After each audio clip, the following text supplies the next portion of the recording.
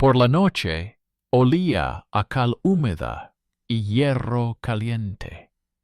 En el patio del notario municipal colgaban tiras de pergamino mojado para que por la mañana se pudieran escribir con tinta más fácilmente. Los gansos revoloteaban en el patio y el escribano mayor contaba los paquetes de lacre como un tendero cuenta las habas. Por la mañana tenían que sellar un contrato por el que 2 clanes llevaban una semana enviando mensajeros y sirvientes armados por caminos arcillosos. El papel hablaba de la unión de las tierras y el agua del arroyo común, del paso del rebaño y los derechos sobre 2 molinos. Entre líneas se percibía la prisa. El pueblo lo llamaba matrimonio precoz. En la oficina, simple intercambio de obligaciones.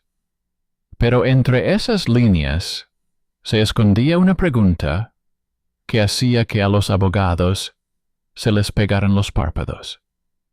¿Dónde termina la costumbre y comienza la ley? Saludos a todos los espectadores. Están en el canal de historias documentales sobre el derecho y las decisiones humanas. Escriban desde qué ciudad y país nos ven. Estos detalles ayudan a comprender cómo suena el pasado en diferentes lugares. Dejen un comentario sobre lo que les parece más controvertido de lo que han escuchado. Les deseo una escucha tranquila y reflexiva. Ni siquiera los cronistas más cansados se atreven a calificar esta época de sencilla.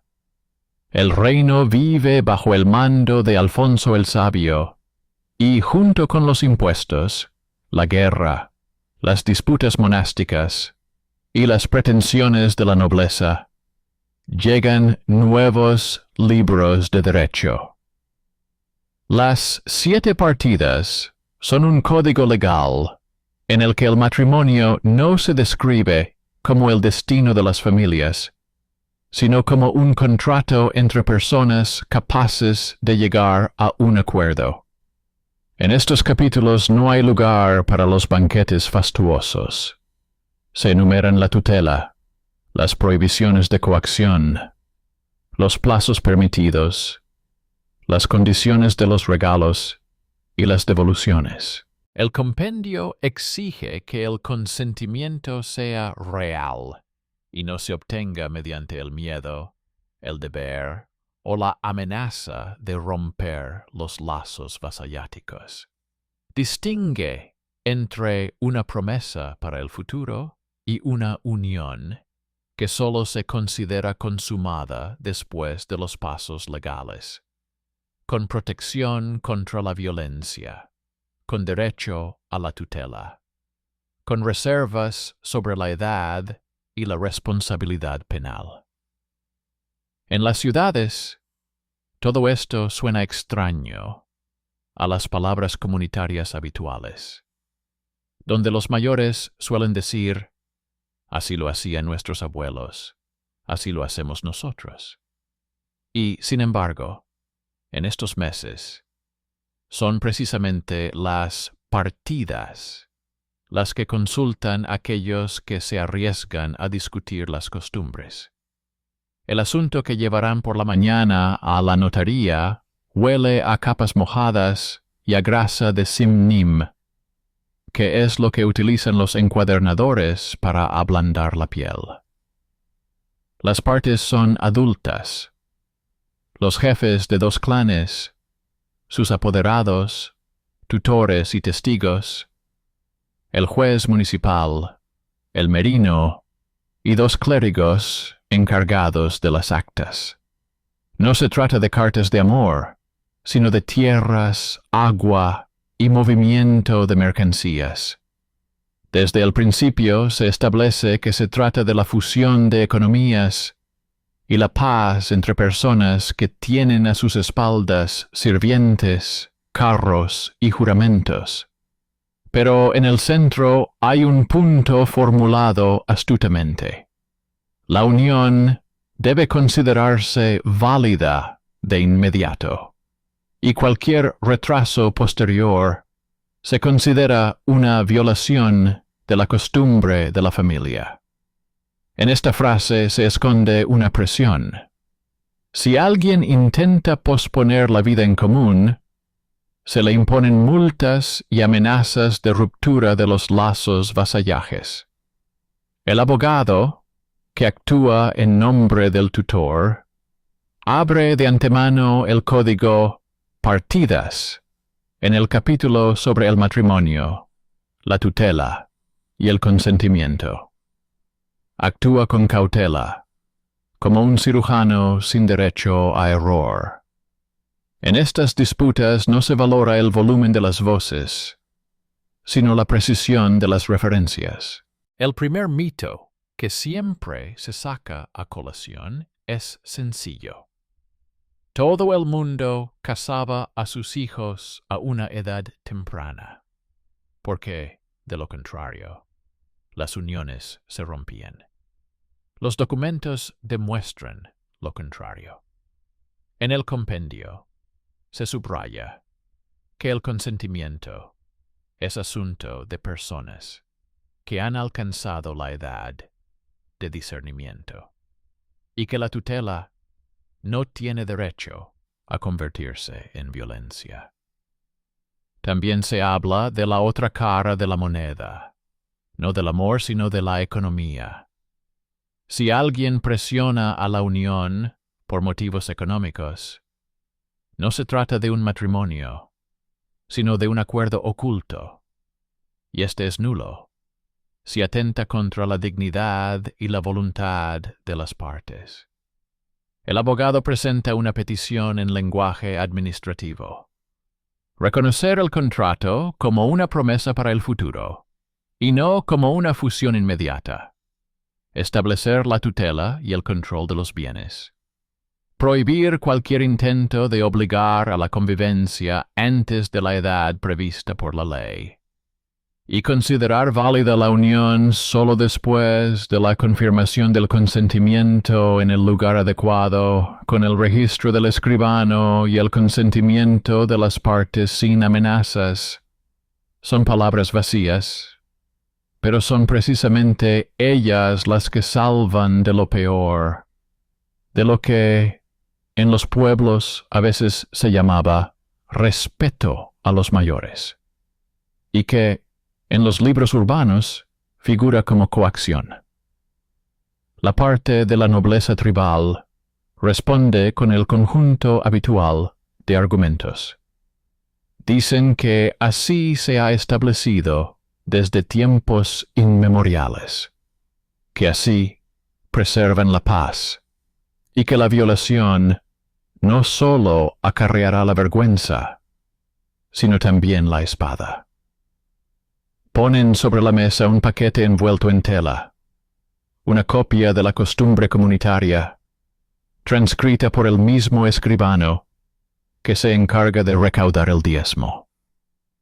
En estos lugares les gusta referirse a los fueros, los estatutos locales, donde cada giro de la frase puede cambiar el destino. Pero en la jurisdicción real, la costumbre sigue viva, mientras no contradiga la ley. Y aquí las partidas funcionan como un cincel. Dicen que las costumbres que humillan la libertad de las personas y sustituyen el consentimiento por amenazas no merecen la tinta con la que están escritas.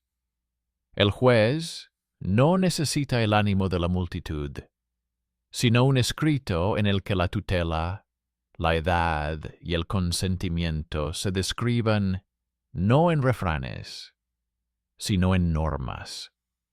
La pluma tropieza con la sequedad. En estas líneas no hay lugar para el honor, hay lugar para la capacidad jurídica. Más adelante la cosa empeora. Se plantea la cuestión de la dote y los regalos. Todo lo que se denomina traído a la casa puede convertirse en una soga alrededor del cuello. El Código Real toma otro rumbo. La dote es un bien que no convierte a la persona en un objeto. Los regalos son una carga que no anula el derecho a rechazar y a defenderse. Por eso, el abogado pide que se embarguen los regalos controvertidos hasta que se resuelva el caso.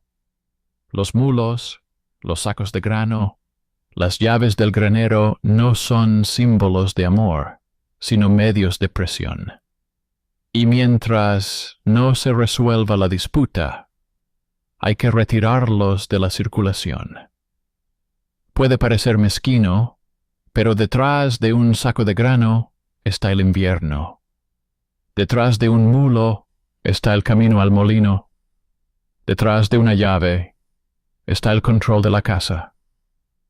En las historias urbanas, así es como se salva a la gente de las formas lentas y prosaicas de violencia, sin sangre, pero con un cansancio agotador que convierte al ser humano en un objeto silencioso. La primera grieta, preparada en la posición de la nobleza, aparece donde menos se esperaba. En el reverso del rollo con la costumbre, faltan las firmas de los testigos, y la fecha, escrita en números, no coincide con la fiesta religiosa a la que se dedican los documentos en estos lugares. El escribano le susurra al juez que se trata de una lista reescrita a posteriori y que, sin los clérigos, dicha lista es un simple papel, no un costumbre. El abogado abre con cuidado otro volumen, el libro de multas de la ciudad. Allí se han registrado en más de una ocasión sanciones por intentar sellar uniones con amenazas y extorsiones. Esto no se refiere a la intimidad de la vida. Allí se registra en el lenguaje de los informes cómo la comunidad castigaba a quienes convertían los acuerdos familiares en violencia. Estas líneas suenan sin emoción, pero dan escalofríos. Muestran que incluso en las ciudades, donde les gusta esconderse tras la tradición, conocen el precio de la coacción.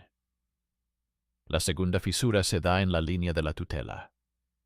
Según las partidas, el tutor no es responsable de la belleza de los banquetes, sino de la seguridad y los bienes de su pupilo, hasta que éste alcance la edad de la independencia. Esto significa que cualquier paso que ponga en peligro el cuerpo, el honor y la economía de la persona antes de alcanzar la madurez establecida se considerará un abuso. El tutor, en este caso, es un adulto que ha prestado servicio en el ayuntamiento y sabe cómo funcionan los impuestos y los embargos de los graneros.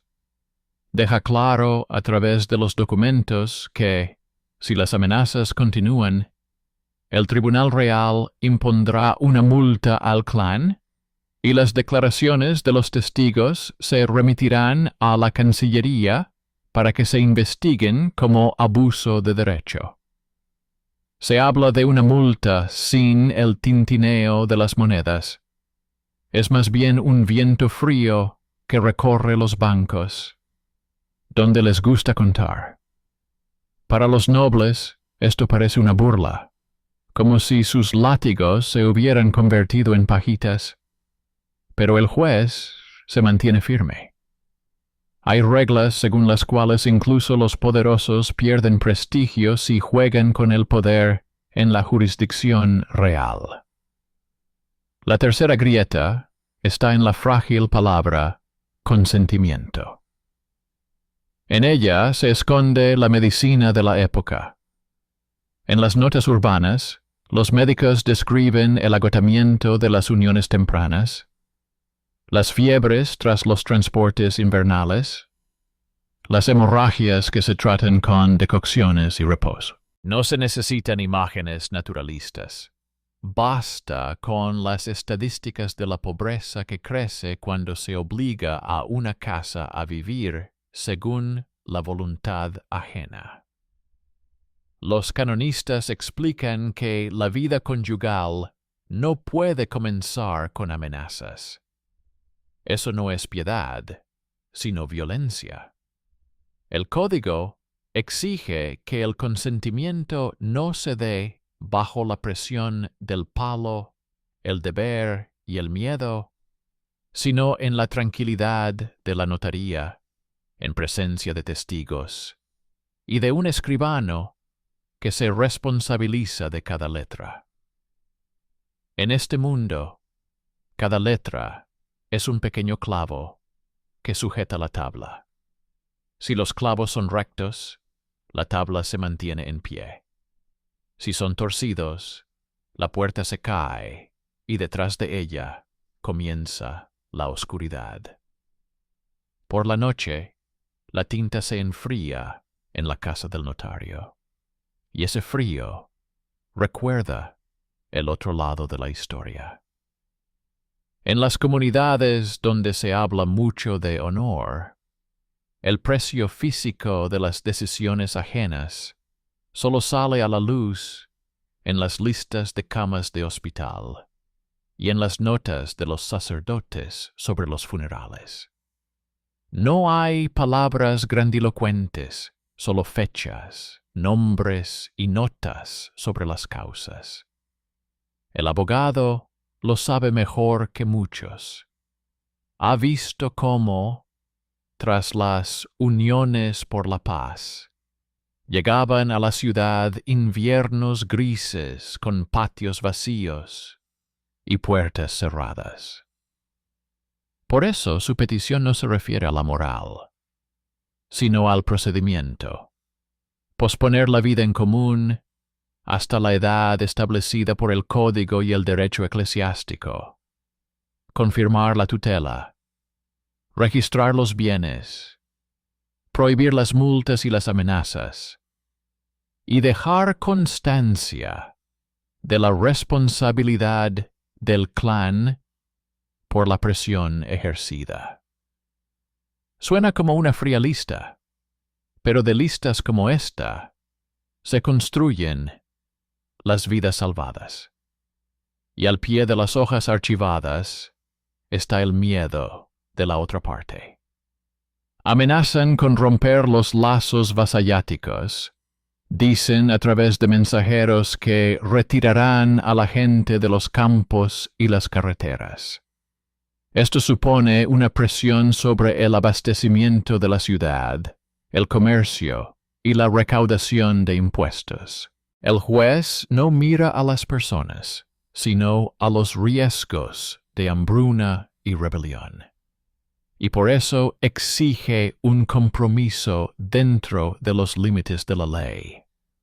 Hasta la edad establecida, no habrá acercamiento. El compromiso registrado es solo una promesa para el futuro, no una unión consumada. Por intentar eludir esto, se impone una multa prevista en el Código de la Corona y se inscribe en el libro municipal de infracciones. Suena como si la ley se hubiera convertido en un muro. Pero a las 3 de la madrugada, si sales a la calle y respiras el olor húmedo del pergamino, queda claro. Este muro se interpone entre las personas y esa parte de la tradición que le gusta esconderse tras el honor cuando hace daño. Al amanecer, el escribano alisa con cuidado las páginas en las que las palabras ajenas se convierten en defensa humana. Por delante hay una sesión en la que se dará vueltas al término costumbre, como a un viejo saco, con la esperanza de encontrar oro en él. El abogado prepara otro argumento, no muy sonoro, pero preciso. Las 7 partidas ordenan leer los estatutos locales no según los rumores, sino según las listas aprobadas por las autoridades, con sello y testigos. Y si en el rollo de la costumbre ancestral faltan estos signos, sigue siendo una historia contada junto al hogar y no una norma. En un mundo en el que en cada tienda cuelga un cuchillo para cortar el pan y el queso, esto suena aburrido. Pero en la balanza de la justicia, el aburrimiento es una piedra pesada. Es precisamente él el que supera el brillo de las sables y el ruido de las palabras. Y es precisamente él el que da a las personas la oportunidad de vivir según la ley, y no según la arbitrariedad ajena. Al mediodía, el patio del notario se llenó del rugido áspero de las voces de los adultos, como en un granero, cuando se arrastran sacos por el suelo de madera. Llegaron personas con carpetas de cuero y estuches de madera para sellos, y en la sombra, bajo el toldo, se secaban las tiras de pergamino mojadas. En los escalones superiores se sentaban 2 escribanos mayores, y comprobaban que el lacre quedara uniforme, sin burbujas, porque cualquier vacío en la cera se convierte luego en un vacío en la ley. El merino de la ciudad dio la orden de no permitir la entrada a la sala a nadie más que a los testigos y los apoderados. Los guardias, con sus amplios sombreros, ocuparon los pasillos entre los bancos.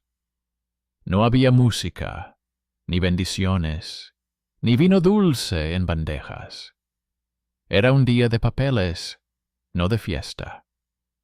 Todo lo que sucedía concernía a adultos responsables de sus decisiones.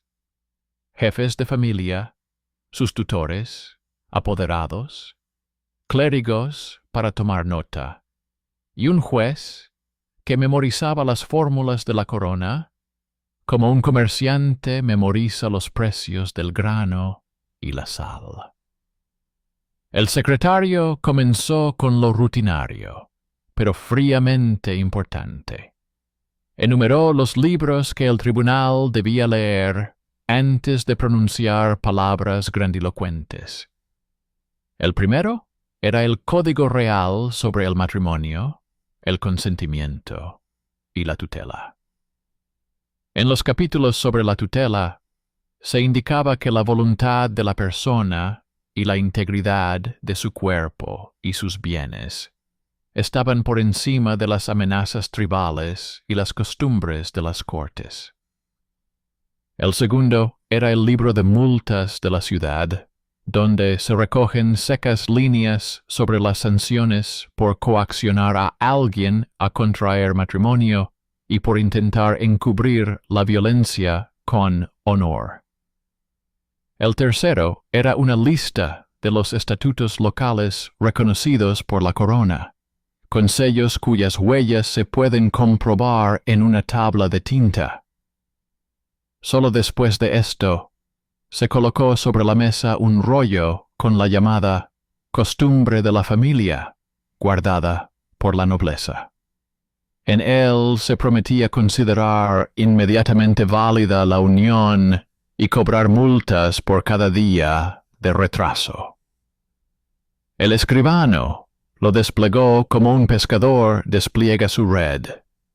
Miró los nudos y los lazos, no el brillo.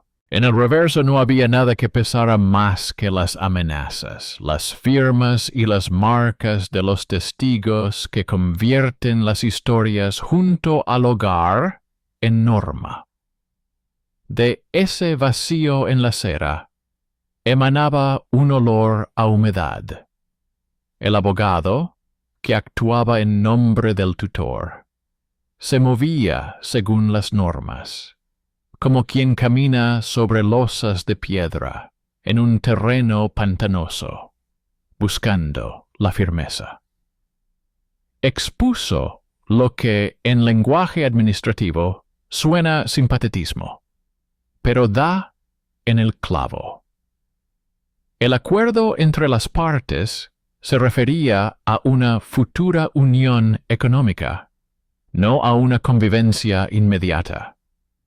El consentimiento es obligatorio y no puede considerarse obtenido si se basa en amenazas de romper los lazos vasallajes. Cualquier regalo debe estar limitado por la medida establecida por la corona, y su exceso es ilegal y se utiliza para ejercer presión. Recordó que el Código Real limita el regalo de la parte del novio a una parte de la propiedad, y todo lo que supere esa cantidad ya no es un favor, sino una palanca con la que se rompe la resistencia. Pidió la incautación de los regalos controvertidos para que el grano, los mulos, las llaves y las herramientas no funcionaran como un estrangulamiento. No se trata de una lección moral, sino de una defensa directa. Cuando se privan de las llaves y los carros, se les quita la posibilidad de moverse, y por lo tanto, la posibilidad de decir que no. La respuesta de la nobleza fue a la vez engorrosa y frágil. Se remitieron a antiguos acuerdos, a la paz secular y a la reputación familiar que, según ellos, pesa más que los libros de la ciudad. Insinuaban la dependencia alimentaria de la ciudad de sus caravanas, de la gente con chaquetas de piel que, a la primera señal, dejarían de llevar leña a las calderas, y de las milicias que custodiaban las carreteras. El juez, acostumbrado a sopesar los riesgos y no las frases, desglosó todo ello en sus componentes: amenazas a la economía y al orden, intentos de presionar al tribunal, uso de firmas ausentes como apoyo. No hubo gritos, solo la contabilidad del miedo. En ese momento, se colocó otra carpeta sobre la mesa. El clérigo presentó una lista de las prescripciones eclesiásticas vigentes en las parroquias urbanas, en la que se hablaba de la necesidad de dar a conocer la intención de inscribirse en el libro parroquial y del derecho a aplazar la convivencia si no se daban las condiciones necesarias para la seguridad y la salud. Esa carpeta olía a incienso y moho, pero pesaba como el hierro. La primera piedra que se levantó estaba donde normalmente nadie excava. En el paquete con referencias a la costumbre comunitaria, se encontró una nota sobre la madurez de los testigos, una línea casi imperceptible, según la cual solo los hombres adultos que no dependían de ninguna de las dos partes podían ser testigos. Los que fueron llamados a declarar eran conocidos en el mercado. Uno suministraba pieles a sus talleres, otro cuidaba su ganado en los pastos. En el libro municipal había una anotación sobre sus dependencias. El juez tomó nota. Los testimonios se consideraban menos válidos que el sello en el arco real. Este detalle no brillaba, pero inclinó la balanza. La segunda piedra era aún más seca. En las listas de multas de los últimos años se descubrió una secuencia de sanciones por calumnias sobre las costumbres y por intentar declarar un acuerdo privado como norma general. Las líneas se repetían con la insistencia de la lluvia. Por un lado, se registraban las amenazas de ruptura comercial por disputas con el clan. Por otro, los pagos con los que se encubrían tales amenazas. La ciudad ya había visto cómo las historias de los clanes convertían la arbitrariedad en lo debido. Estos registros demostraron que el actual paquete no era un repentino resurgimiento de la tradición, sino otro intento de reforzar los intereses privados bajo el pretexto de la antigüedad. El papel de la ciudad recuerda más que la memoria humana. La tercera piedra salió a la luz desde la cocina de la ley. En los donativos presentados se descubrió una discrepancia con los límites establecidos. Las donaciones superaban la cuota permitida y, por lo tanto, se convertían en un instrumento de presión. El código prescribe la limitación de los donativos precisamente para que los bienes no se conviertan en una palanca. El abogado insistió en que este exceso debía considerarse nulo y que todo lo que excediera la medida debía devolverse al almacén sellado hasta que se tomara una decisión definitiva. Para las partes implicadas, esto sonaba como una humillación. Para la Cancillería, como un respiro. Mientras el regalo permanece en el cofre del almacén real, no ejerce presión sobre la voluntad. Cuando terminó el recuento de los documentos, se introdujo en la sala otra cosa, intangible, pero tan palpable como el frío de la piedra.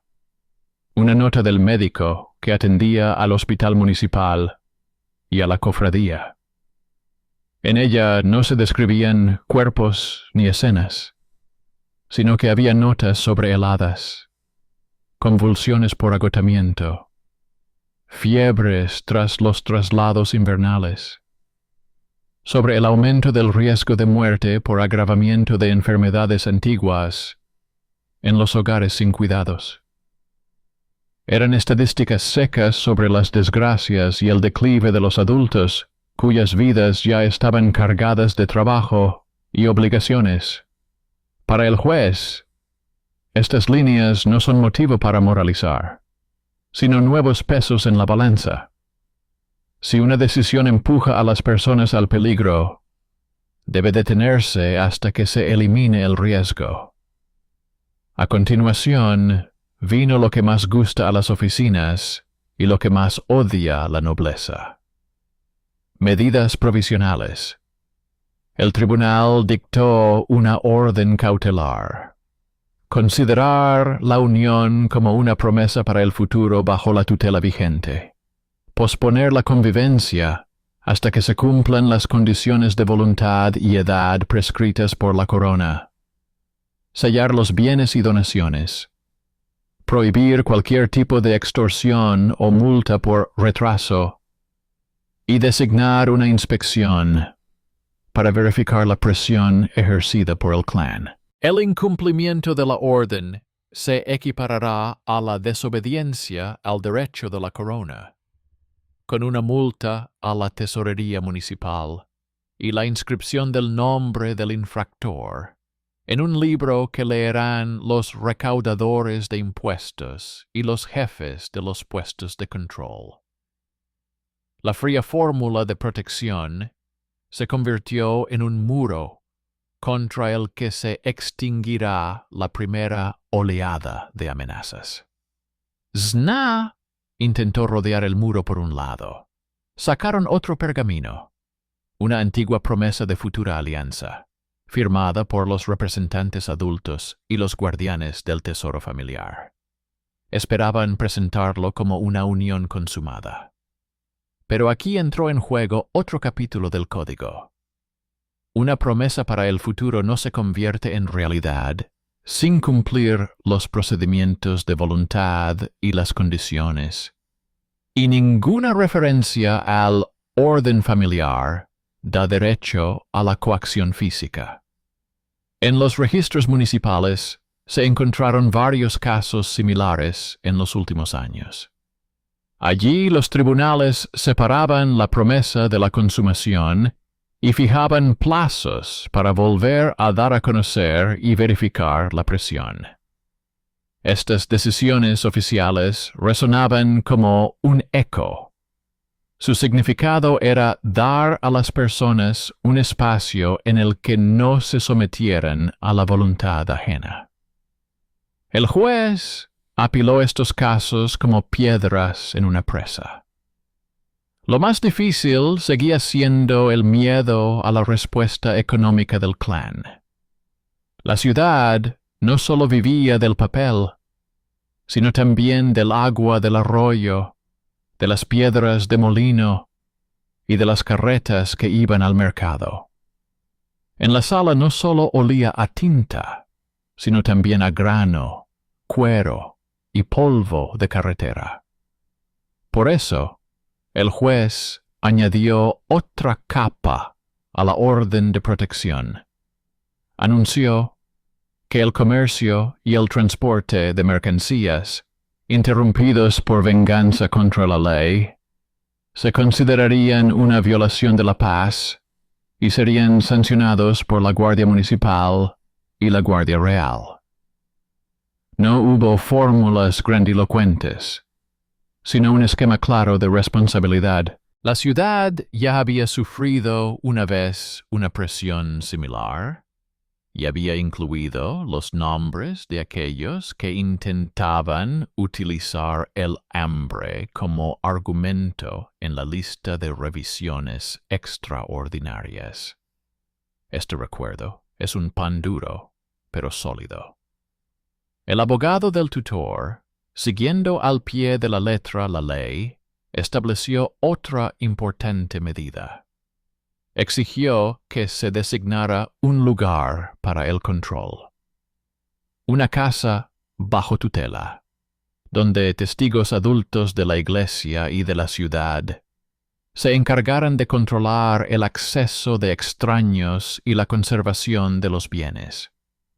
En estas casas no hay fiestas ni colchones.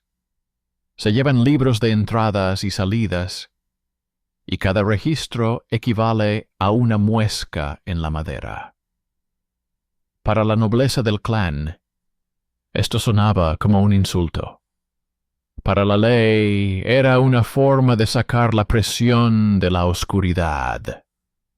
Mientras las llaves de esta casa estén en manos del escribano y del clérigo, ninguna amenaza tribal se convertirá en acción.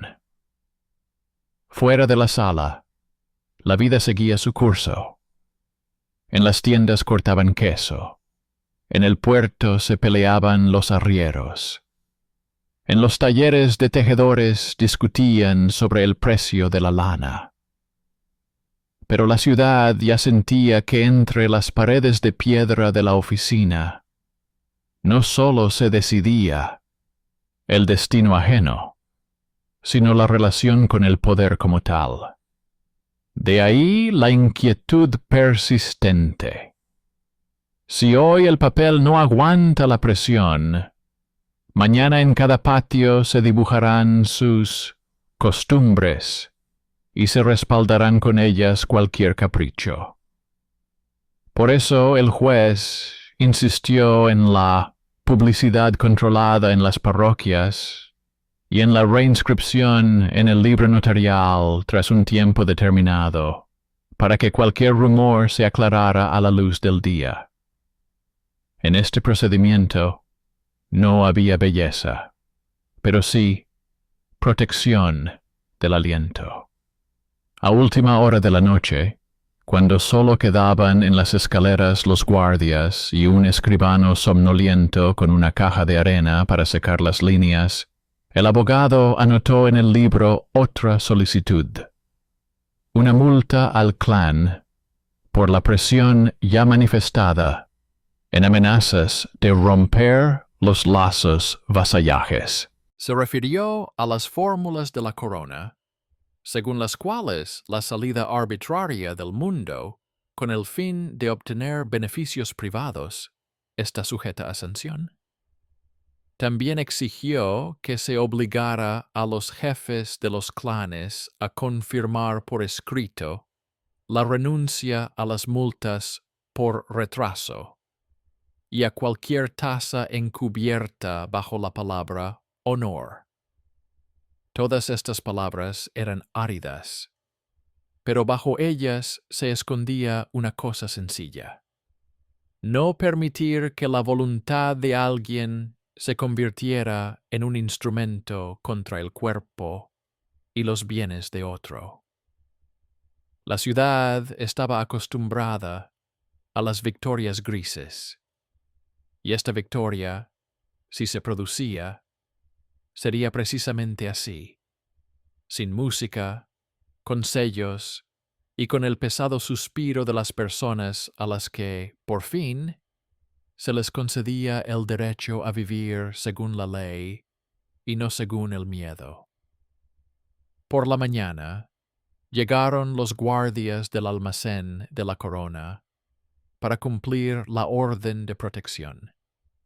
Aparecieron nuevos círculos en la acera, y los guardias trasladaron los sacos de grano, las herramientas y los manojos de llaves a la casa con contraventanas de piedra, donde el escribano y el clérigo llevaban el libro de entradas y salidas. Ese mismo día, el tutor consiguió que se anunciara en las parroquias la intención de las uniones según las normas, con una anotación en el libro y con el derecho de cualquier adulto a presentar una observación sobre la presión. La ciudad estaba acostumbrada a estos rituales como al ruido del mercado.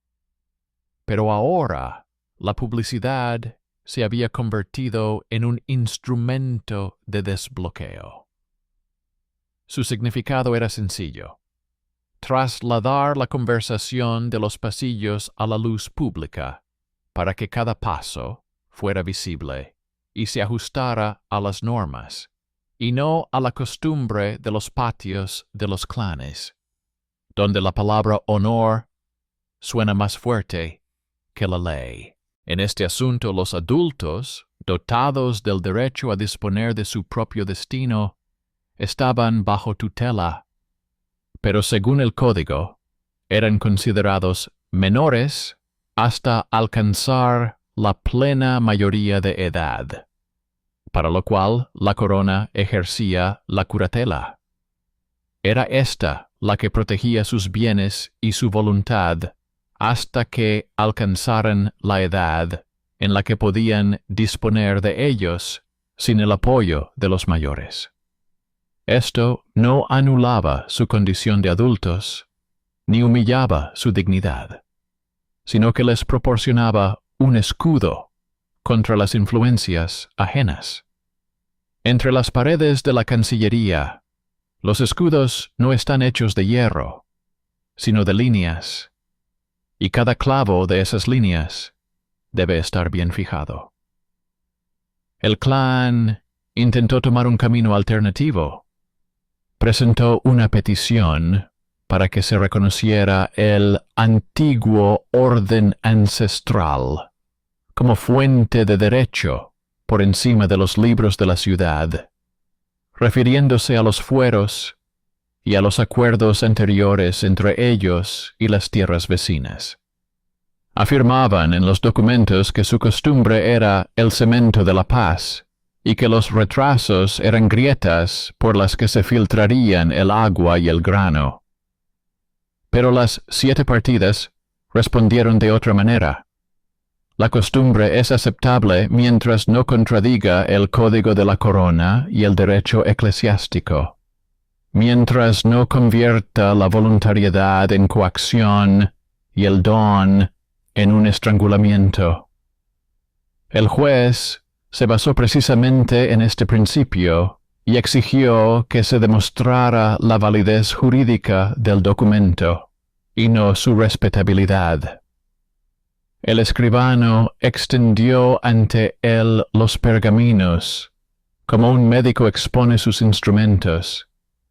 De los estatutos tomó la exigencia de testigos, de las prescripciones eclesiásticas, la publicidad y el derecho de la comunidad a presentar observaciones, y del libro de multas de la ciudad, los castigos por amenazas y por intentar ocultar intereses privados bajo la apariencia de intereses generales.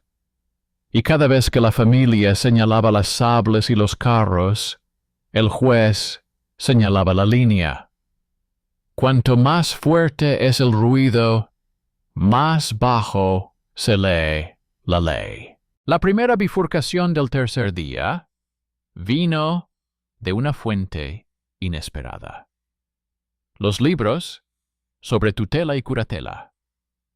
En ellos se decía claramente que los adultos que no hubieran alcanzado la plena madurez civil no podían realizar actos patrimoniales importantes sin un curador, si dichos actos entrañaban riesgos para su seguridad física y económica. Esta disposición vinculaba estrechamente la voluntad y los bienes. El curador era responsable de que ningún regalo ni amenaza convirtieran el acuerdo en una trampa. El abogado del tutor insistió en que, hasta el momento de la confirmación oficial de la voluntad sin presión y hasta el final del período de curaduría, cualquier coacción a la convivencia debía considerarse una violación de la orden de protección.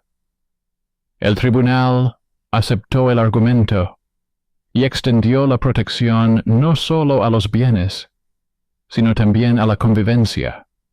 Prohibió las pernoctaciones, las mudanzas conjuntas y cualquier ritual que, según los rumores, se denominaba prueba de unión.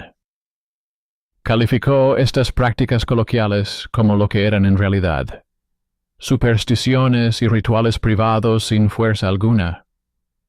Surgieron allí donde a los clanes les convenía sustituir los sellos por rituales, y en las ciudades se les consideraba un conjunto de rumores que alteraban el significado de la ley. La segunda bifurcación atravesaba el corazón mismo de la costumbre. Cuando se comprobaron los sellos del pergamino presentado por el clan, se descubrió que las huellas no pertenecían a la comunidad en su conjunto, sino a una hermandad privada vinculada al clan por el suministro de lana y el derecho de pastoreo. Esa huella no convertía el relato en norma. Los guardias trajeron a la oficina una tabla con pintura negra, y el clérigo responsable de la verificación colocó junto a ella el registro de sellos. Allí, junto a los pesados círculos de cera, había trozos de piel con el sello de los verdaderos emblemas de la ciudad y la iglesia. La comparación acabó con el último argumento. La costumbre resultó ser un acuerdo privado sin la debida publicidad. En el mercado se consideraba una nimiedad. Pero son precisamente esas nimiedades las que determinan si una persona estará protegida por la ley o seguirá siendo una cara más entre la multitud de intereses familiares. La tercera bifurcación proviene del ámbito de las minucias oficiales, que son motivo de burla en las tabernas, pero que son el sustento de los jueces. En los informes de los recaudadores de impuestos, se encontraron registros de las exenciones que el clan recibía por proteger las carreteras. Estas exenciones obligaban a la paz y la igualdad con respecto a los habitantes de la ciudad. Cualquier intento de utilizar las carreteras como medio de presión convertía automáticamente al clan en deudor del tesoro público. El abogado del tutor presentó un extracto. Si proteges la carretera, no la utilizas como arma. De lo contrario, pierdes las ventajas y recibes una sanción. El tribunal aceptó este argumento y advirtió que, en caso de bloqueos o boicots a los suministros, se impondría una multa y se retiraría temporalmente parte de los derechos de protección. Entre líneas, esto significaba una cosa muy simple. La paz no es una moneda en la bolsa del clan. Pertenece a la corona, no a la familia. Mientras la ley ponía los puntos sobre las íes, el clan buscaba terreno abonado. Intentaron sacar a relucir la vieja promesa y convertirla en un hecho consumado. En respuesta, el juez levantó otro pesado libro, el de las formas de los contratos. Allí se decía que una promesa para el futuro no equivalía a lo que se consideraba una unión consumada. Requería una nueva proclamación, testigos y la ausencia de amenazas. En los asuntos de la ciudad se encontraron casos similares. Los tribunales separaban la promesa de la consumación, fijaban un plazo para verificar la presión, y sólo entonces, si las formas eran correctas, reconocían la unión. No había romanticismo en ello, pero sí disciplina en los pasos legales, sin la cual la voluntad ajena se convierte fácilmente en hierro. El clan tuvo que reconocer que su pergamino era un puente sobre el río sin pilotes, bonito sobre el papel, pero incapaz de soportar peso. Quedaba el ángulo principal, el umbral de edad, sobre el que se discutía en los mercados, pero que en los libros se había redactado de manera que no convirtiera a las personas en presa de los intereses de los adultos. En el código, la edad de consentimiento y la edad de plena madurez civil eran diferentes. La primera respondía por la comprensión del significado de la unión. La segunda, por la plena disposición de los bienes y el cuerpo. Para los menores, en términos de madurez civil, la corona introdujo la tutela precisamente para que cualquier decisión importante se tomara bajo protección. El juez unió estas disposiciones en un solo nudo, hasta el final del período de tutela. Nada de vida en común, nada de rituales que sustituyeran al papel en los rumores, y nada de multas por retraso. El consentimiento debía confirmarse sin presión, ante testigos, con publicidad y con la posibilidad de rechazarlo sin amenazas. La ciudad suspiró aliviada, como se suspira cuando se repara una presa. No es bonito, pero el agua deja de presionar. La parte irreconciliable de la nobleza respondió como de costumbre. Envió a gente con insinuaciones y conversaciones en voz alta a los mercados, tratando de devolver el miedo a los hogares. Pero la orden de protección ahora también abarcaba los rumores.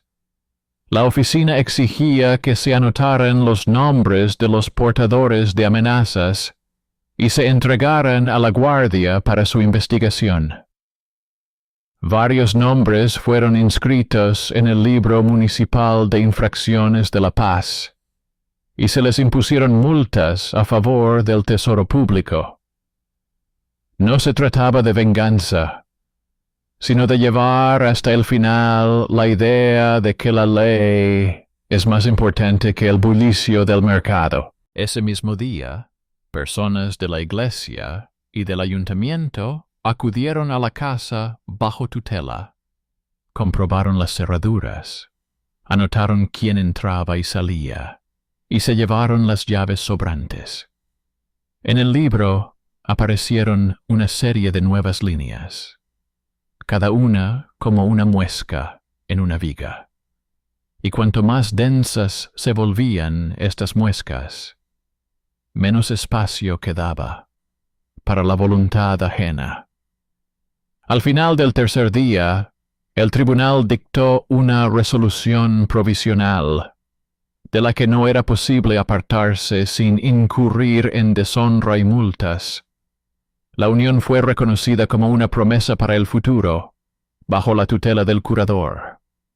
Hasta la finalización del plazo establecido por el Código para la plena madurez civil, no se permitirían intentos de acercamiento ni pruebas de tradición.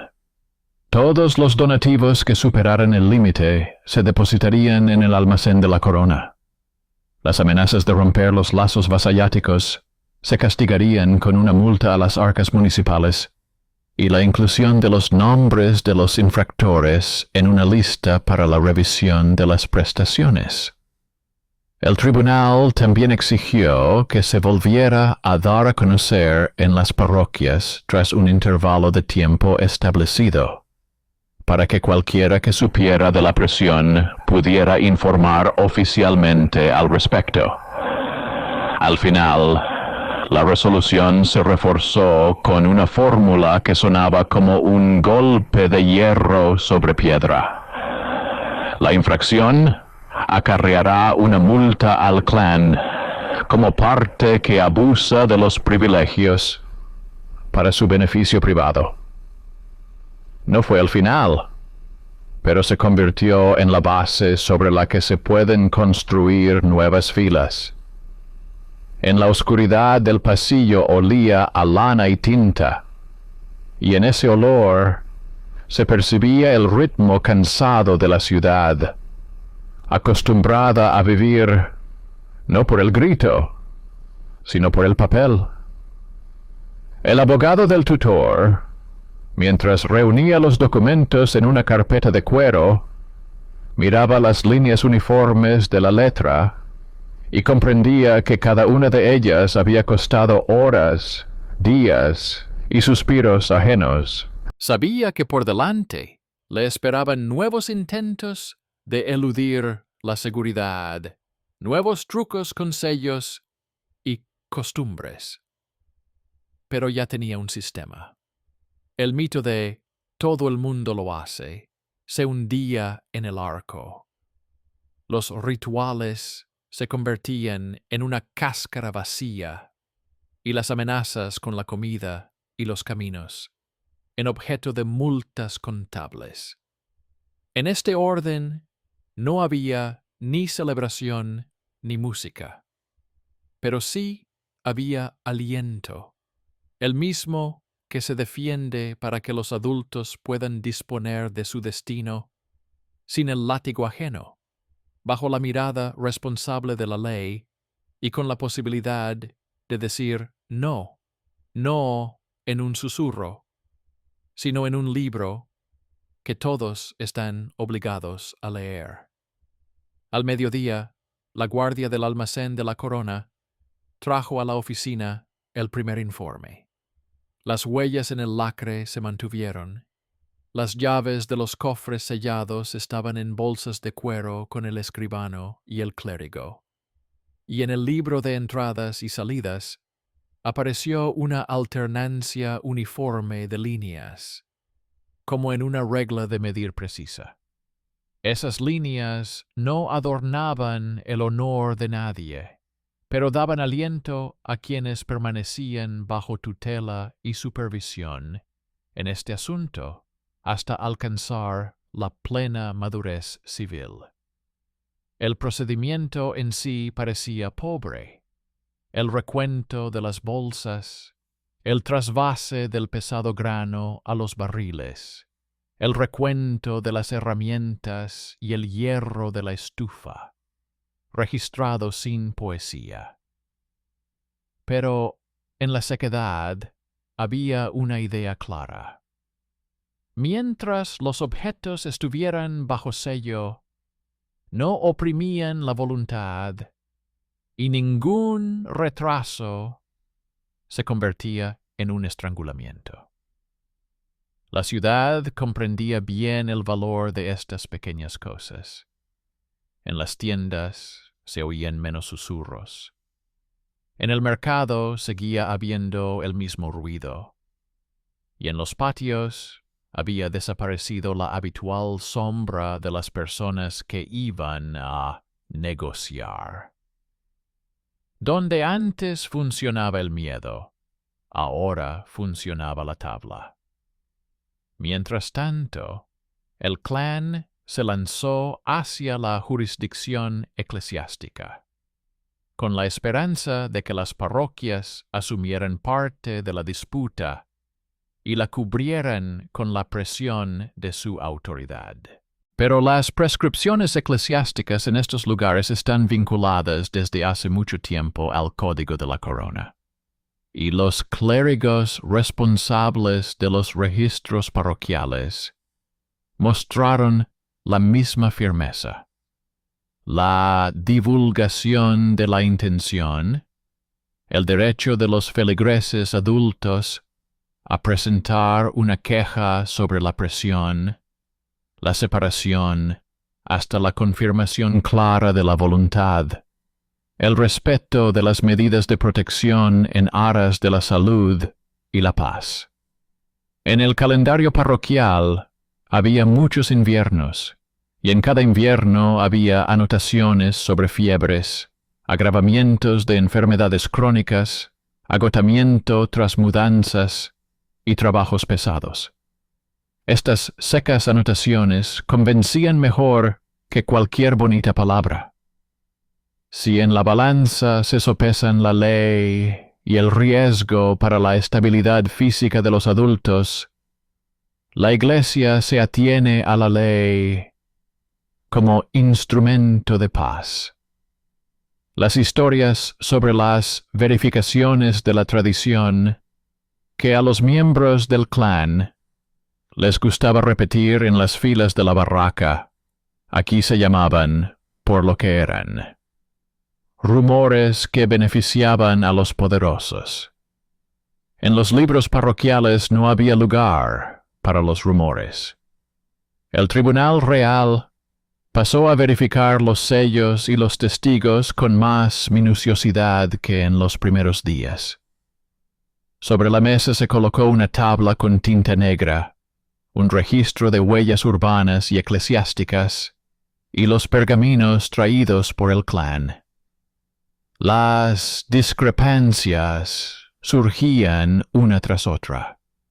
Donde debía estar el sello de la ciudad, se encontraba el sello de una hermandad privada, dependiente del clan por el suministro de lana y el derecho de pastoreo.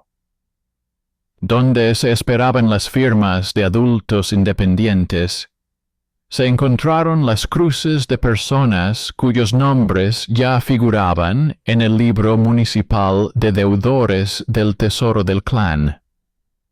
El escribano anotaba cada detalle con una marca especial en los márgenes, y al final del día estos estaban abarrotados.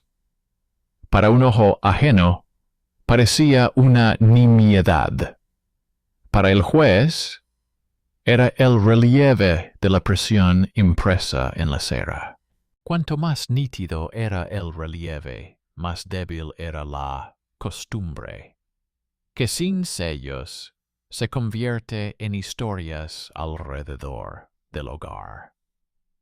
El abogado del tutor siguió avanzando por las líneas del código. unió en un solo nudo las normas sobre el consentimiento, los dones y la tutela. En el cuarto libro del Código, en el título sobre el matrimonio, se establecen claramente dos niveles de madurez: la comprensión del significado de la unión y la plena capacidad civil. El primer nivel era responsable de que la persona fuera consciente del contrato. El segundo, del derecho a disponer libremente de sí misma y de sus bienes sin los mayores. Hasta completar el segundo nivel, la persona estaba bajo tutela, no como un insulto, sino como un escudo. Esta combinación permitió ampliar la disposición de protección de los bienes a la vida cotidiana. Se prohibieron las pernoctaciones conjuntas, las comidas rituales en patios cerrados, disfrazadas de consejos de los mayores, los viajes con insinuaciones de que, de lo contrario, la familia se ofendería.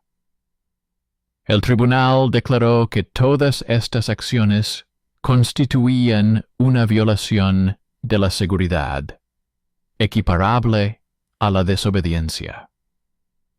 En el libro de infracciones de la paz aparecieron varios nombres nuevos de personas adultas a las que se les impusieron sanciones que no afectaban al cuerpo, sino al bolsillo y a la reputación. Para el clan fue una bofetada.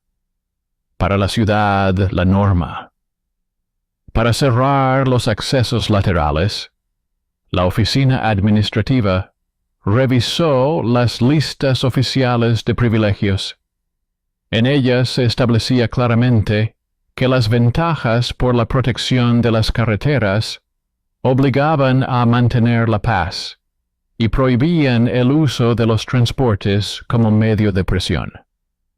En años anteriores ya se había dado el caso de que otro clan intentara estrangular a la ciudad con el pan, por lo que se retiró la exención y se impuso un impuesto extraordinario al tesoro público. Este antiguo registro salió a la luz como una piedra de aguas turbias. Se tradujo en líneas reales. Los intentos de boicot o bloqueo de los puestos de control se considerarán un abuso de privilegio. Al día siguiente, los guardias de la puerta detuvieron a dos carreteros que, instigados, intentaban regresar con carros vacíos, alegando problemas técnicos. Les colgaron en la puerta del patio citaciones para presentarse ante la guardia y regresaron a la carretera sin decir nada. Los compromisos sin sellos y bajo el asentimiento de los comprensivos ya no funcionaban. El clan, al ver que sus papeles se echaban a perder, atacó la reputación del tutor. En el mercado se rumoreaba que el tutor mantenía a sus pupilos en una dependencia antinatural. En un día normal, esas palabras podrían haber alimentado a la multitud, pero ahora la ciudad tenía una forma: registrar a los portadores de rumores, cotejarlos con el libro, llamarlos a la guardia y multarlos por violar la paz. Varias personas, adultas, con la mano acostumbrada a sostener un palo y una cuerda de medir, recibieron sanciones. Por la noche, en las tiendas ya se hablaba de otra cosa: de que la guardia había dejado de perdonar a los suyos si iban en contra del orden. Para el juez, eso era más importante que cualquier discurso. Allí donde la ley había mostrado la misma medida para los poderosos y para los cercanos a los guardias, desaparecieron las últimas dudas de que la orden de protección no era una cáscara vacía. Mientras tanto, en las parroquias se hizo pública una nueva proclamación.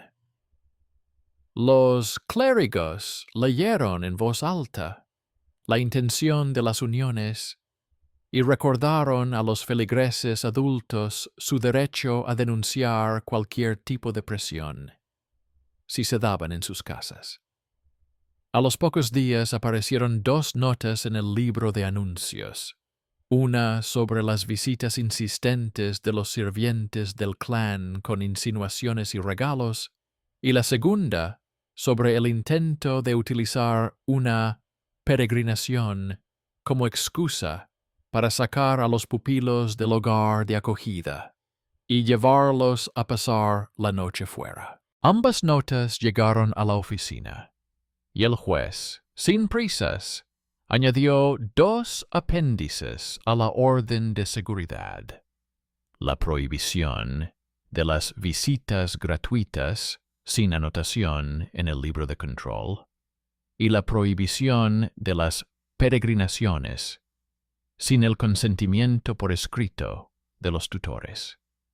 Estas estrictas minucias privaron al clan de la habitual zona gris, donde no era la ley ni el ritual, sino su propio orden, el que decidía el destino. Ahora, cada intento de eludir la protección se convertía en una línea y una multa. Luego se descubrió algo desagradable para todos. En uno de los antiguos archivos de la ciudad se encontró un contrato en el que personas adultas, que aún no habían alcanzado la plena mayoría de edad, se sometían a los rituales aprobados por los mayores. Y luego, en primavera, el médico de la ciudad recibió registros de graves agravamientos y gastos de tratamiento. No había escenas directas, solo facturas, extractos, notas sobre reposo en cama y días de trabajo perdidos. Para el juez, esto supuso un peso adicional en la balanza. No solo el honor y el poder, sino también el tesoro público pagan el precio de las costumbres de los clanes. El recaudador de impuestos también se dio cuenta de esta conexión. Si el tesoro público paga por la voluntad ajena, entonces la ley tiene derecho a cruzar esa voluntad hasta el límite de la seguridad. Así la aburrida palabra gastos se convirtió en un argumento contra la presión. El abogado del tutor consolidó su posición con otro movimiento. Presentó una lista de decisiones anteriores en las que los tribunales separaban las promesas futuras de los hechos consumados, fijaban un plazo para volver a dar a conocer el caso y verificaban la presión no por las palabras, sino por las señales. ¿Quién iba por la noche? ¿Quién cambiaba las cerraduras? ¿Quién traía regalos por encima de lo razonable? ¿Quién incitaba al ritual? En estos casos, los adultos tuvieron la oportunidad de confirmar su voluntad sin miedo. Y los clanes pagaron multas por intentar comprar destinos con grano y caminos. El juez colocó estos casos junto al conjunto actual, como piedras en una presa, y se unieron en una sola línea. En ese momento quedó claro que, en la historia actual, el final no estaría marcado por palabras grandilocuentes, sino por fórmulas en las que incluso una coma es un ladrillo. Cuando el sol se posó sobre las piedras y empezó a refrescar en la puerta, la oficina se llenó del olor a cera vieja y cuero mojado. Los guardias recogían las firmas de reconocimiento de recepción de las citaciones. Los escribanos echaban arena sobre las líneas recién escritas y el clérigo guardaba el libro parroquial en una encuadernación que se tensaba. El juez, sin levantar la vista, introdujo lo más importante. Hasta el final del período de tutela, nada de convivencia, ni en las casas de los parientes, ni en las posadas bajo el pretexto de consejo, ni bajo la ventana de la parroquia, donde les gustaba organizar bendiciones sin cita previa. Todos los regalos que excedieran lo razonable al almacén de la corona. Cada caso de amenaza de ruptura de los lazos vasallajes. Sanción. Inscripción del nombre del infractor adulto en el libro de revisión de privilegios. Cualquier verificación ritual se considerará superstición y se ordenará a la guardia que la reprima como violación de la seguridad y la paz. Bajo estas líneas se escondía una idea simple pero grave. El cuerpo y los bienes de los adultos no se convierten en moneda de cambio en el juego ajeno, mientras la ley mantenga su línea. Al atardecer, solo quedaban en las escaleras la guardia y un escribano. Este contó las bolsas con las llaves, tocó con la palma de la mano las huellas de los sellos y apagó la lámpara de aceite. En la ciudad se instaló esa noche tranquila que habían intentado conseguir durante todo ese día húmedo y largo, sin susurros bajo las ventanas, sin pasos tardíos en los pasillos, sin costumbres vacías escondidas entre las palabras. A la mañana siguiente, el tribunal debía convertir la pared intermedia en una decisión definitiva. La ciudad no esperaba belleza. Esperaba que el papel resistiera, y esta vez, como resiste una presa cuando el agua ruge más fuerte que nunca. La mañana del día final comenzó con un pesado silencio en el pasillo de la oficina. Las lámparas de aceite se enfriaban en los alféizares. Los círculos de lacre calientes yacían sobre la piedra. Y sobre el libro de entradas y salidas se proyectaba la sombra uniforme de la barra transversal. Los testigos adultos iban llegando uno a uno.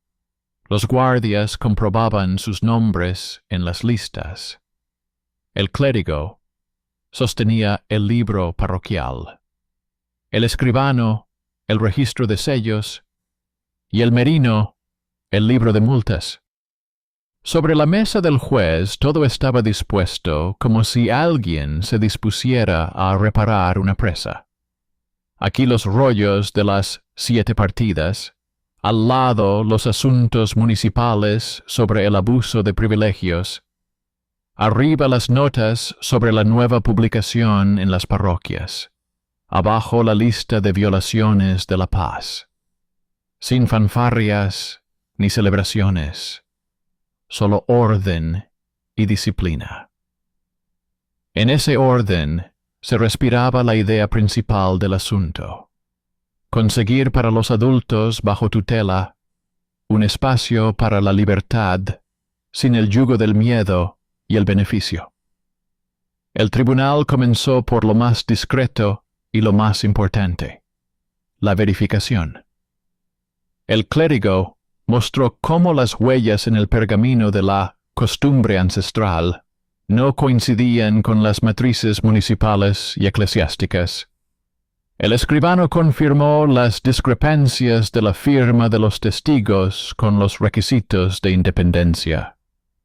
La guardia informó de 2 casos de visitas insistentes de los sirvientes del clan y del intento de llevarse a los tutelados con el pretexto de una peregrinación. Todo esto parecía polvo gris hasta que cayó sobre la bóveda de la corona. Entonces, cada pequeña cosa del Estado comenzó a sonar como hierro. En los capítulos sobre el matrimonio, los regalos y la tutela, se repetían los mismos principios. El consentimiento de los adultos que no han alcanzado la plena madurez civil se comprueba sin presión, mediante la publicación y el registro. Los regalos son moderados y no se convierten en una carga. Las costumbres solo perduran mientras no contradigan las normas que protegen la voluntad y la seguridad. El abogado del tutor, sin levantar la voz, volvió a relacionar estas disposiciones en una línea única y pidió al tribunal que concluyera lo iniciado. Reconocer la unión como una promesa para el futuro, posponer cualquier vida en común hasta la finalización del período de tutela, devolver el excedente de los donativos al tesoro público y cobrar una multa por las amenazas de romper los lazos vasallajes.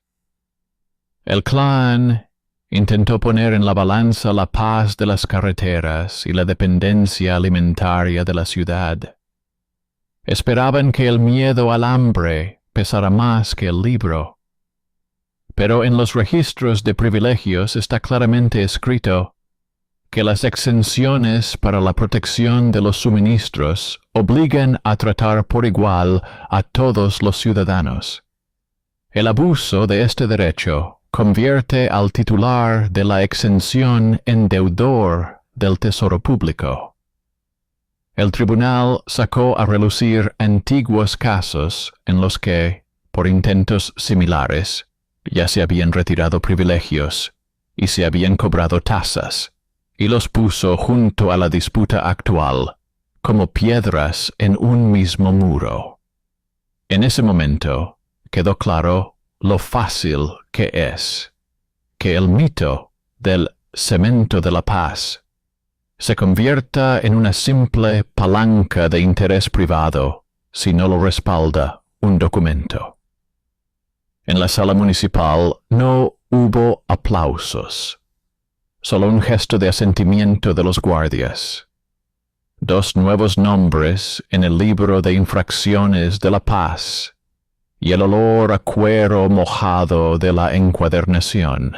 Otra capa del día final no vino del mercado, sino de los registros hospitalarios. El médico de la hermandad entregó una lista seca de las exacerbaciones invernales, los gastos en decocciones y el reposo en cama de los adultos, a quienes en asuntos anteriores los clanes habían involucrado en inspecciones rituales y consejos de los mayores. Las escenas no se describían allí, pero se veía en qué se convierte la hermosa palabra honor cuando pesa sobre la vida cotidiana. En gastos para la comunidad, en días de trabajo perdidos, en largas filas bajo el título debilidad tras la mudanza, fiebre tras trabajos pesados, agravamiento de viejas dolencias. El tribunal no moralizó. Calculó: si el tesoro y la hermandad pagan el precio del apalancamiento ajeno, la ley tiene derecho a cortar el apalancamiento antes de que convierta a las personas en material de consumo. Cuando todos los papeles pesados y ligeros quedaron en su lugar, el juez puso punto final. La decisión sonó uniforme, sin retórica, como el recuento de sacos. Reconocer la unión controvertida como una promesa para el futuro. Mantener la tutela hasta el final del plazo establecido por las normas de la corona, para la plena mayoría de edad, posponer cualquier vida en común hasta el momento de la confirmación de la voluntad sin presiones ni amenazas, en acta notarial y ante testigos. Devolver el excedente de donaciones al almacén del Tesoro Público y dejar la parte medida, bajo sello, hasta la confirmación definitiva. Imponer una multa al clan por amenazar con romper los lazos vasalláticos y por intentar utilizar el privilegio de las carreteras como medio de presión. Anunciar la decisión en las parroquias. Programar una nueva inspección en un plazo establecido de antemano y obligar a la guardia a impedir las inspecciones rituales, las visitas de regalo y las peregrinaciones sin el consentimiento por escrito de los curadores. Cada fórmula era un ladrillo y los libros eran el mortero. Luego vino una etapa breve, pero importante: la ejecución. Ese mismo día, la guardia del almacén de la corona volvió a revisar los cofres sellados, verificó las llaves e inscribió en el libro el movimiento de sacos, herramientas y utensilios de cocina. El escribano y el clérigo recorrieron la casa bajo custodia, anotaron quién tenía acceso, sustituyeron una cerradura débil y se llevaron las copias de llaves sobrantes. En la puerta colgaron una advertencia de la guardia. Cualquier intento de violar la seguridad se consideraría desobediencia. En el mercado se produjo un murmullo, pero rápidamente se disipó entre el ruido habitual. La gente contaba, comerciaba, transportaba fardos, y solo se detenía de vez en cuando junto a la mesa con tinta para preguntar qué estaba prohibido exactamente bajo el pretexto de consejo. El escribano mostraba la línea y ahí terminaba todo. Donde antes había susurros, ahora había una lista. El clan no depuso las armas de inmediato. Por la noche, intentaron volver a hacer valer su honor a través de las parroquias, pero los clérigos, sujetos al estatuto, leyeron la decisión y recordaron el derecho de los feligreses adultos a denunciar la presión. Al día siguiente llegaron dos notas, una sobre ofrendas excesivas y otra sobre una invitación a una reunión en un patio cerrado. El guardia anotó los nombres, impuso sanciones y explicó el procedimiento. Nadie más se presentó con regalos. En el registro de infracciones de la paz, la línea en blanco se mantuvo más tiempo de lo habitual. Un día entero, luego otro día más. La ciudad volvió lentamente a su bullicio sin susurros en las puertas. El significado del final se reveló no en las palabras, sino en la estabilidad de las cosas. En las tiendas volvieron a discutir sobre los precios de la lana. En el puerto los arrieros se peleaban por un lugar bajo el toldo. En el arroyo medían el nivel del agua. El tutor, que tenía una copia de la decisión sobre la mesa, finalmente quitó de debajo del codo la piedra con la que sujetaba los bordes del pergamino. Hizo lo que se supone que debe hacer la seca máquina del derecho. No permitió que una palanca ajena convirtiera a los adultos bajo su tutela en presa de la costumbre. El juez hizo su parte. Mantuvo la línea de las 7 partidas contra la costumbre del clan. Los escribanos hicieron la suya, convirtiendo los miedos en líneas. Los clérigos hicieron la suya, vinculando la publicidad con el mundo. La guardia hizo la suya, dejando la espada en la vaina, pero la multa en el libro. El final no fue espectacular, sino claro. La vida en común se pospuso hasta el final del período de tutela y la confirmación de la voluntad. Los excedentes de los regalos se destinaron al tesoro público. El clan pagó la multa y recibió una marca en el registro de beneficios. La protección de la paz se extendió a los pasillos y a los patios. Se fijó una nueva fecha para la publicidad, para que la luz no se apagara. Lo más firme de este final es el desmoronamiento del mito. El mito de que todo se entregaba siempre pronto y sin preguntas. Se estrelló contra la contabilidad del arco y la memoria de la ciudad en los libros. El documento demostró que la unión no es una gracia repentina de la familia, sino una cadena de verificaciones. Publicación en la parroquia, registro ante el escribano, verificación de sellos, restricción de donaciones, tutela, derecho de la comunidad, haber la presión y llamar la presión. Resultó que, en lugar de un único así se acepta, existen múltiples frenos y aplazamientos, inventados precisamente porque el mundo es frágil y porque la seguridad física y económica de los adultos requiere algo más que bonitas palabras. El papel no cura las heridas, las previene. Para la ciudad esto se convirtió en un conocimiento vivo, no en una cita.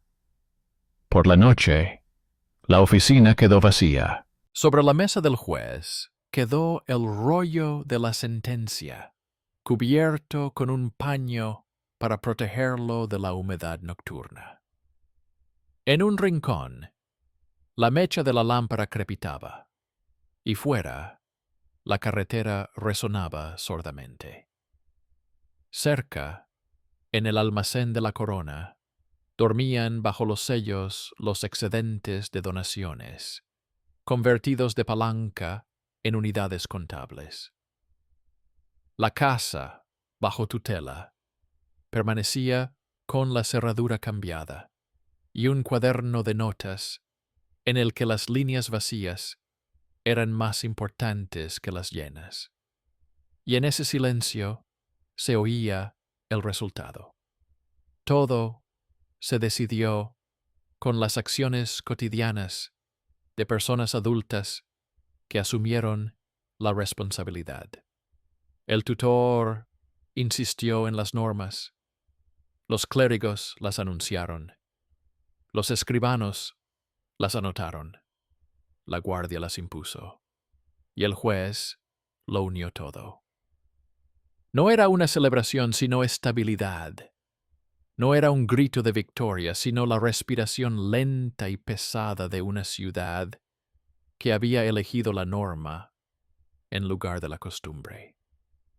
Cuando por la mañana vuelvan a graznar los gansos en el patio del notario y cuelguen bajo el toldo las tiras de pergamino mojadas, esta ciudad seguirá discutiendo, comerciando, midiendo el agua y reparando las presas. Pero en ella ya se habrá instalado un pequeño y elástico conocimiento. Los mitos tienen costuras débiles si hay un documento cerca. Y los fuertes tienen poco poder si cerca están las 7 partidas, el libro de multas y la publicidad parroquial. En un mundo con muchos inviernos y pocos milagros, esta es la verdadera protección. No es ruidosa, pero es humana.